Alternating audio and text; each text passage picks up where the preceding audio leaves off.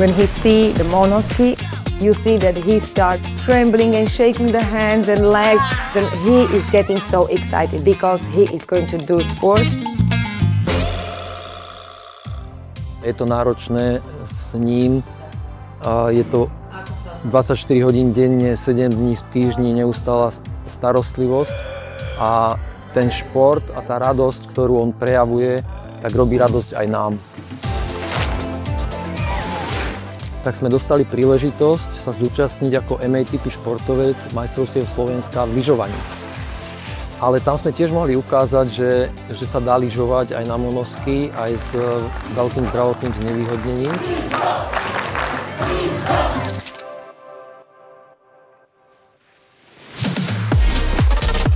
For the first time ever at the World Winter Games in Turin, we're going to see a showcase of MATP alpine skiing.